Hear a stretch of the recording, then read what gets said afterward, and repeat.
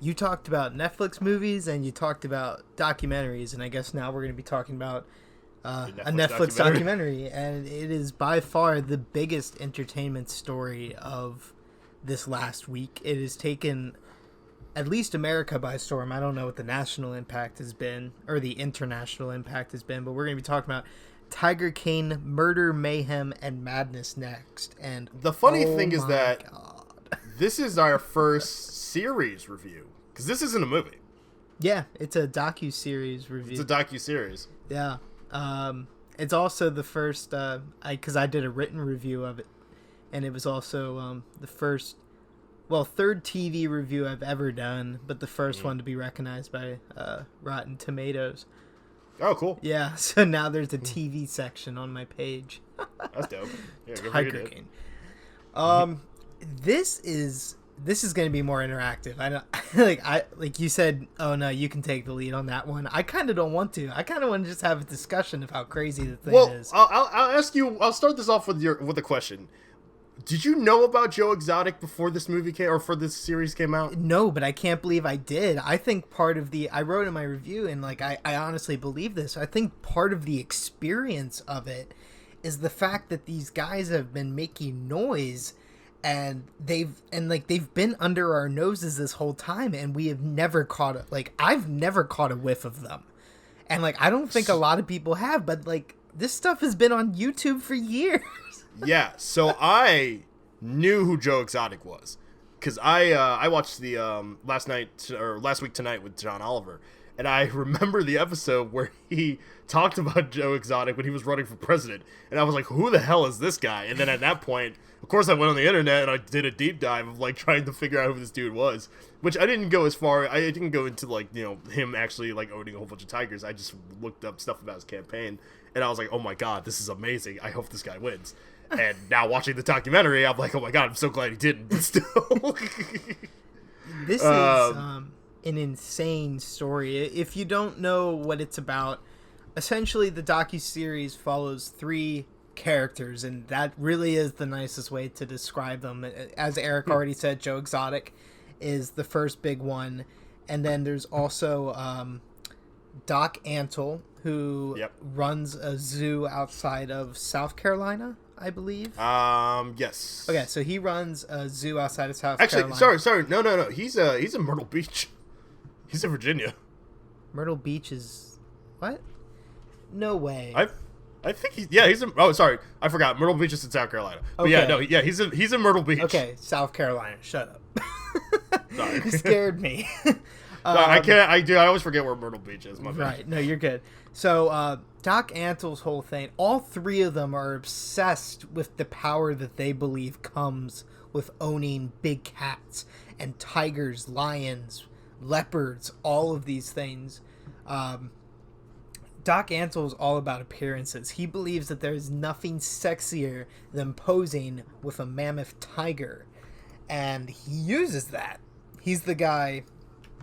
You know how Vegas places have tiger prints and everything. You see models with tiger prints and everything. It's you find out that a lot of the cases, Doc Antle is the one supplying the tigers and the tiger prints to be used in these photographs, and he's helped create an allure, and he uses it for his own sexual quote-unquote endeavors. But he's one of them. But the real, and depending on how you read the documentary, the potential antagonist is Carol Baskin. And she is nutty, man. I just looked at my review and I wrote, well, ... she's a lot to handle. She's the one who you've probably heard online somewhere is what did she say? Hello, cats and kittens, or something like that. Yeah, something like that. And what she does is she operates out of Florida. Not surprising. Kind of like the Hunt, the Florida man. This is the Florida woman.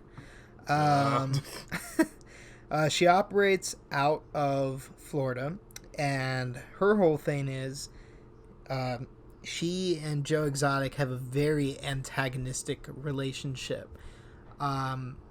Carol Baskin believes that what Joe does, and Joe is very proudly owns the biggest big cat zoo in the world, not only the country but in the world, or I don't know, either or, one of them.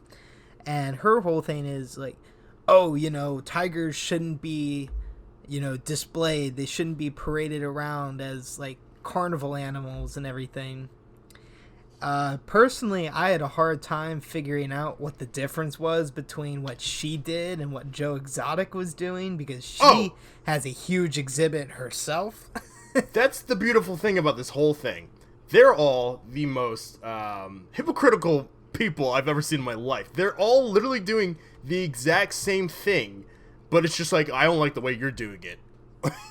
Like that's their whole shtick. They just like, I don't like how you're doing it. It's manipulative too, what they're saying. It is. And so the three of them create this controversial, bitter, and intricate hierarchy, one which co-directors Rebecca Chalkin and Eric Good dissect piece by piece across 7-episode pulp series. I think that's like the best way to describe it, as a pulp series, because this is some nutty stuff.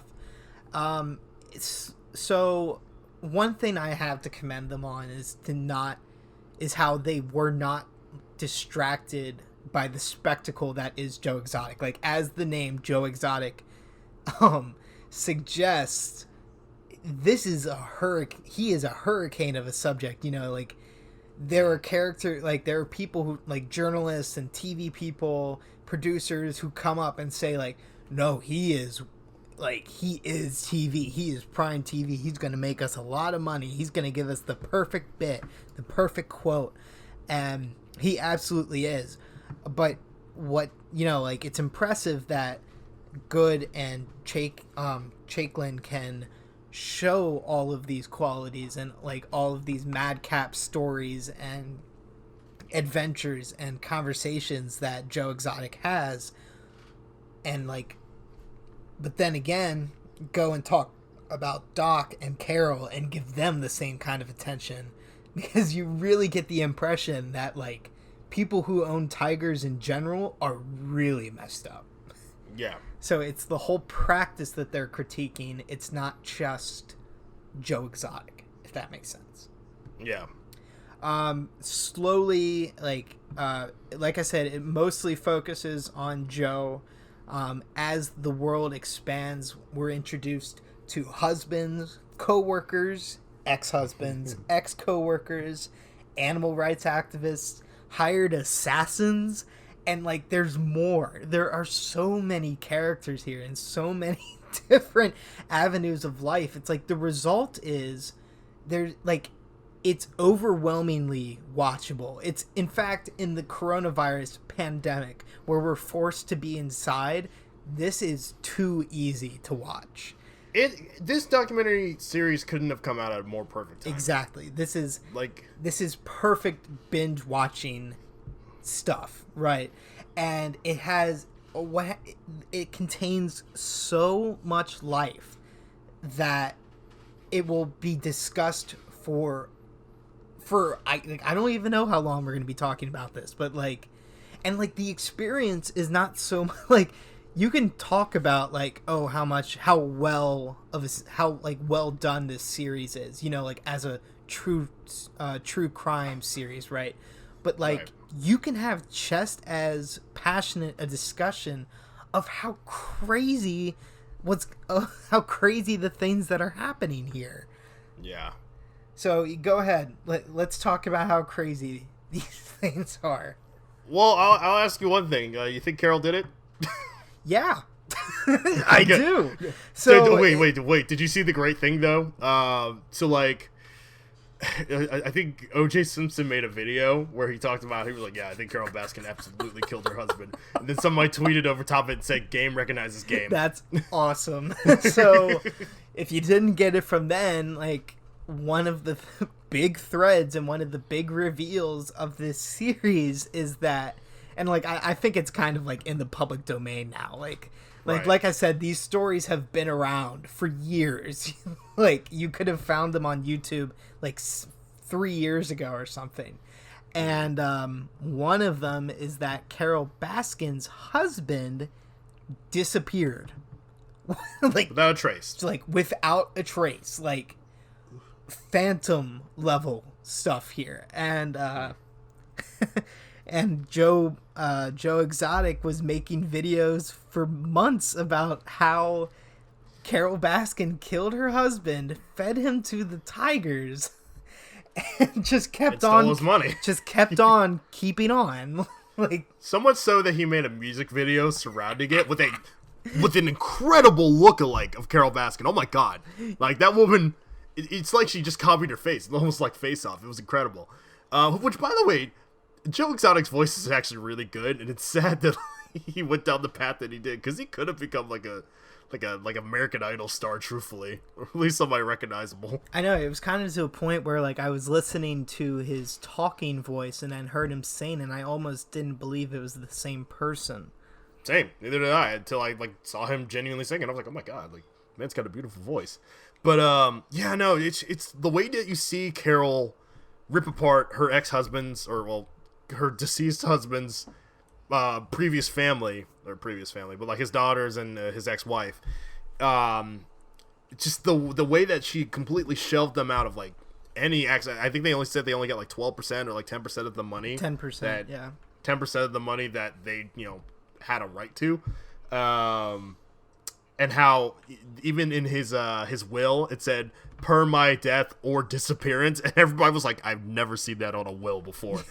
No, it wasn't even my death, it was my disappearance. No, so the physical paper actually said death or disappearance. Oh, I thought he had one for death and then one for disappearance. Or at least, like, the paper that they showed had it both on there. Oh, but regardless, like, the lawyer was like, I've never seen that on a will. Who writes that who expects to disappear on a will? Which, I love that guy. His lawyer was great. They're all great, man. Like, but like, that's what's crazy. Like, you enjoy spending an arm's length distance away from them. Like, they're the exhibits at the zoo here. Like, it's the trash TV perspective. You know what I mean? Like, we love watching trash because it's hilarious. It's because we can't immediately touch it. It is that zoo mentality of like, you were watching these people in a box on your TV or on your computer or on your phone, and while you're good enough away that like they're not going to infect your life, but you can at least check them out and be like, that's entertaining. And that's you right there. Take comfort in the fact that you're not involved, that you're Exactly. not like them, because like, as Eric was saying, like, husband disappears and now all of a sudden she's like one of the top tiers of this hierarchy that we're talking about, this big cat hierarchy. And like, in the days since it's come out, I tweeted because I went on Cameo because John Cleese hopped on Cameo for a casual $200, whatever. Right. And all of these Joe Exotic people who like admit to crimes and doing these crazy things are now on Cameo charging crazy amounts of money. It's just like, it's crazy. Get your grind. I also like, if there's anybody I really respect in this documentary, it's Rick Kirkham, who is the documentarian who was trying to make who was the producer for Joe Exotic TV. He was trying to make I love that guy. The way he's just chomping down on cigarettes like crazy. He just reminded me of like real trash TV filmmaking that like I love, where he's like, yeah, record everything. And the wild thing around him was how he spent like months on the compound filming and working with Joe to like get all this footage. Careful, that might be a spoiler. Okay, one, yeah, because something I did want to say, like, we did mention the Carol Baskin plot, but in each, 6, not 7, except for the finale, each of the 6 episodes are manipulated and constructed so that they end on a cliffhanger. Like, it sends you on like it reveals some new information and to carry you on to the next episode. And that's actually one of my points of critique, is like, usually that's something that like gets tiring, and like just kind of annoying. It wasn't until after I finished it that I realized how constructed that setup was. Because, like, at the end, like, the final episode, they're playing the interviews in the order that it actually happened, and you realize that as the characters we keep calling them characters, but they are, like, as all of these people are describing what has happened and their opinions, there's a whole story attached to it, but they just take out bits and pieces, like, to manipulate you and stuff, and it, like, the final reveal drops like an anvil, like a huge Acme anvil, 10-ton crate, like that kind of thing. But I did not get tired of that at all, and I don't think you did. You've seen it twice. I've seen it twice, yeah. So I watched it the first time by myself. I was actually just like cleaning my my basement, and I just had it on the TV because I heard good things about it. And then by like the third episode, around the time that they introduced the Carol Baskin controversy, I was like, wait, what's going on?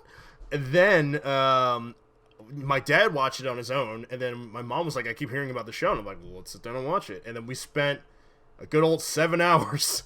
You did it in one sitting? We did it all in one sitting. Because it came to a point where, like, we got to the 5th episode, and we were like, we could stop, but we're this close, and might as well.